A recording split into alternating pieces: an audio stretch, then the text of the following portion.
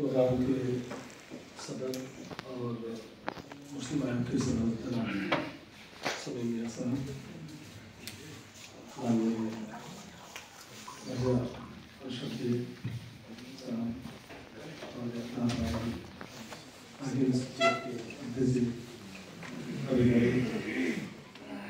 यहाँ मौजूद इमाम साहब,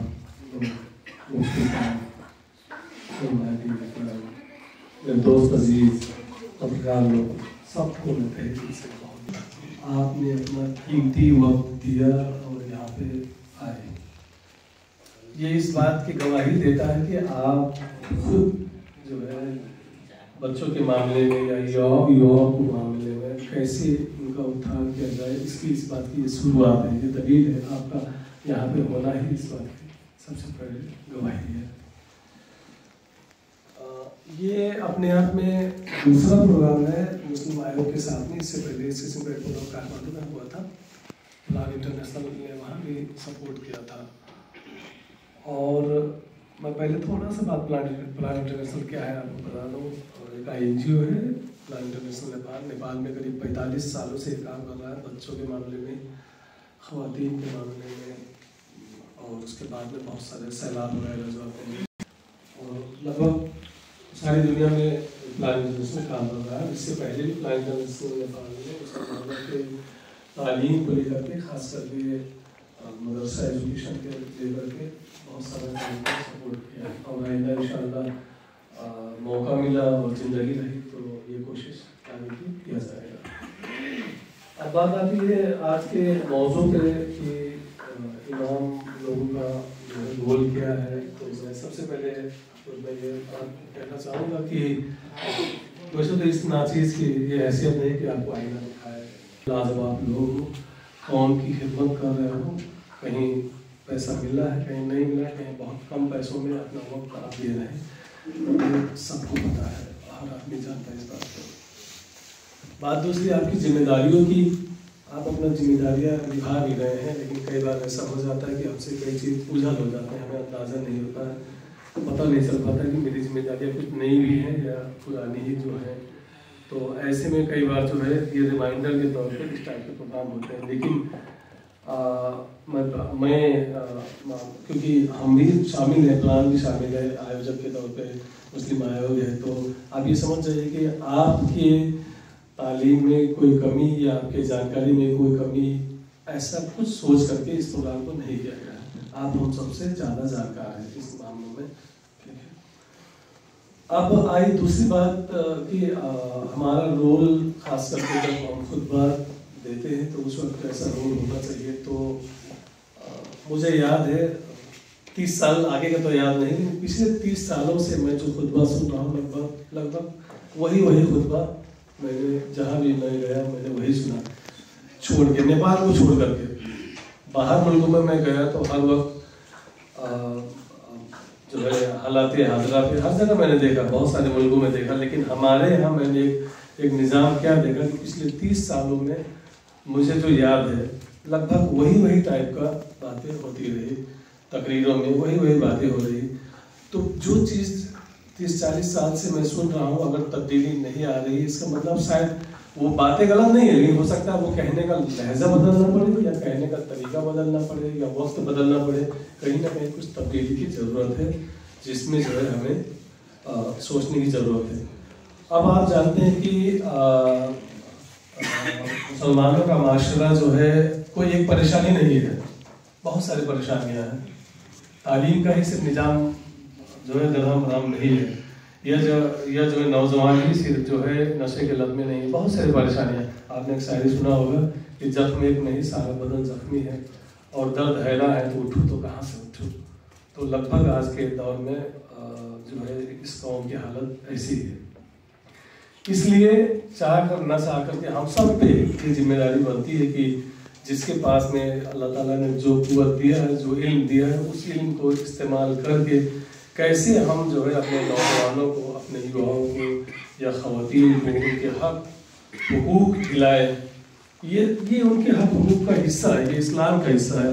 اگر بچوں کو ہم تعلیم نہیں دیتے ہیں تو آپ یہ سمجھیے کہ انہیں جو چیز جو ہے قرآن نے کہا ہے اس سے ہم محروم کر رہے ہیں، تو کل قیامت کے دن تو پکڑ ہوگی نا، ہماری بھی ہوگی کہیں نہ کہیں، اگر اس سے ہم محروم کر رہے ہیں تو، یا وہ باتوں کو نہیں کہتے ہیں تو، ٹھیک ہے، یا عورتوں کے ساتھ میں اگر برابر کا حقوق نہیں ہو رہا ہے، ہم اس کے اگر ان کے ساتھ ہو رہے ہیں جرم کے ہم گواہ بن رہے ہیں، تو پھر تو کہیں نہ کہیں پکڑ ہوگی۔ اسلام نے تو عورتوں کے ساتھ میں برابری کی، لیکن مسلمانوں نے عورتوں کے ساتھ میں بہت ظلم کیا، یہ تو ہمیں کہیں نہ کہیں ماننا پڑے گا نا۔ نمک تیز ہو جاتا ہے تو بیچاری گھر میں عورتیں مارتے جاتی ہیں، سبزی میں اگر سالن تھوڑا پتلا ہو گیا تو اس کے لیے انہیں گالی کھانا پڑتا ہے، وہ گالی باپ دادا تک جاتا ہے، مائکے تک جاتا ہے، اور مائک والوں نے کیا سکھایا کیا۔ تو آج کا یہ موضوع اس لیے رکھا گیا کہ آپ جب اپنے خطبات دیں یا کہیں پہ بھی آپ کی تقریر ہو، آپ اس بات کو خیال رکھیں کہ اس میں ہم تعلیم کا معاملہ کیسے جوڑیں یا عورتوں کے حقوق کو معاملات کو کیسے جوڑیں، کہ یہ کوئی باہر کا، یہ تو اسلام کا ہی نا حصہ ہے۔ اگر ہم تعلیم کی بات کرتے ہیں یا حقوق کی بات کرتے ہیں یا برابری کی بات کرتے ہیں تو یہ ہم کوئی نئی بات نہیں کر رہے، یہ اسلام کا حصہ ہے۔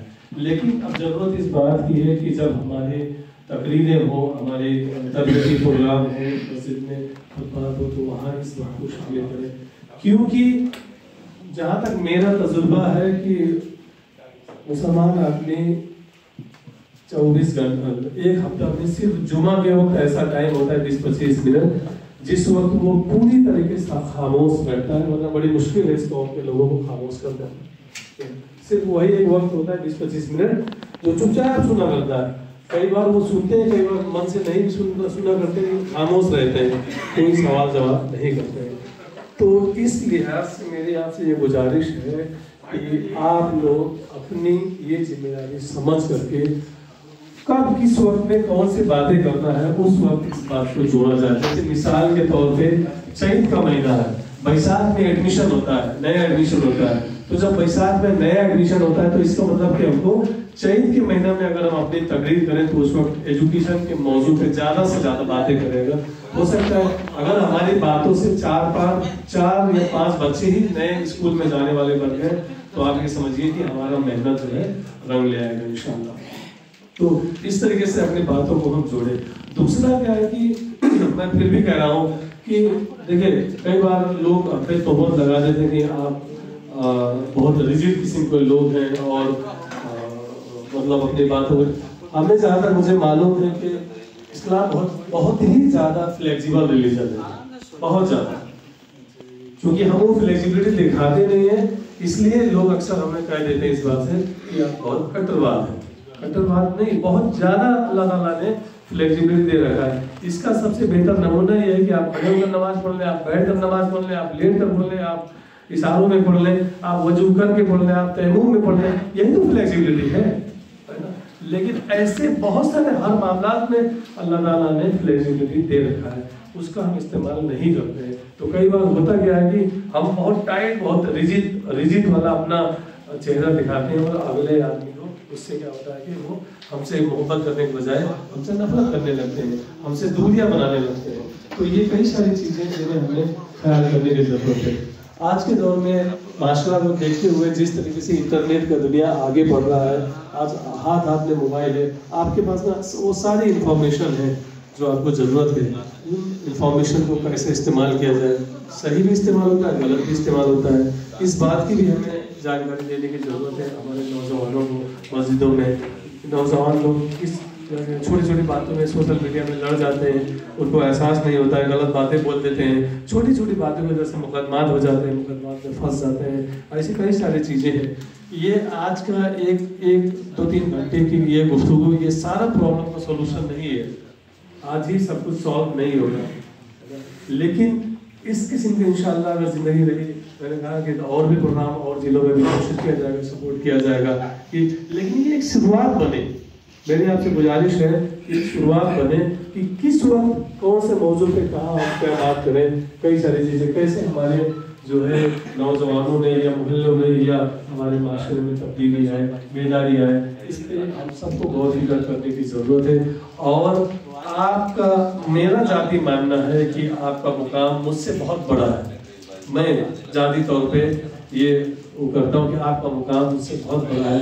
تو جس کا مقام بڑا ہوتا ہے اس کی ذمہ داریاں تھوڑی سی بڑی ہو جاتی ہے. ان کی باتوں کو لوگ زیادہ توجہ دیتے ہیں, ان کی باتوں کا زیادہ اثر ہوتا ہے.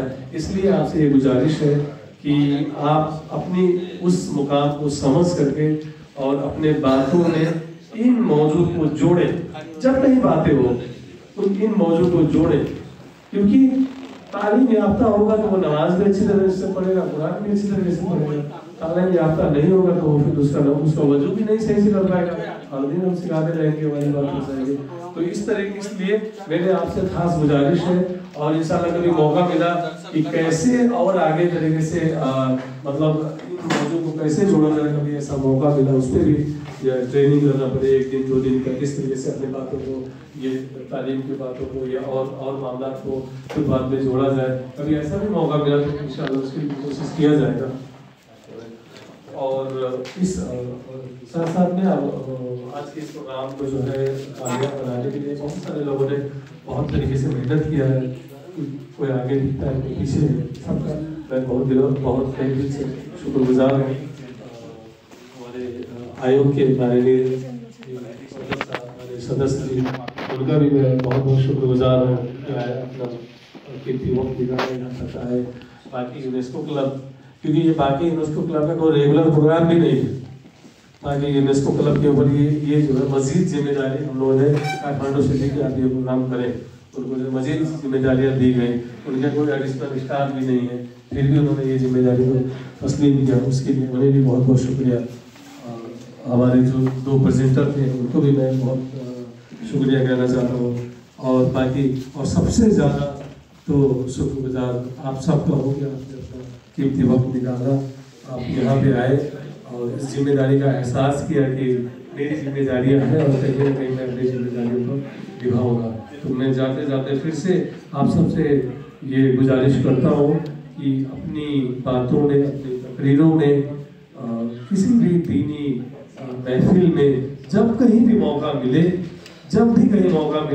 چاہے ایک الفاظ کیوں نہ ہو یا چند باتیں کیوں نہ ہو, آپ جو ہے ان موضوع کو کبھی بھی نہ چھوڑیں. جو حالات حاضرہ کے معاملات ہیں, آج کے دور کے جتنے بھی معاملات ہیں, ان کو ہر حال کے اوپر شامل کریں. شاید انشاءاللہ کہیں نہ کہیں کسی نہ کسی کے دل پہ چھو جائے, کسی کی زندگی بدل جائے. اور کسی کی زندگی بدل جانے مطلب اس کا پورا جو ہے جنریشن بدل جائے گا انشاءاللہ. یہ کہتے ہوئے میں اپنی باتیں کو یہی ختم کرتا ہوں. بہت شکریہ.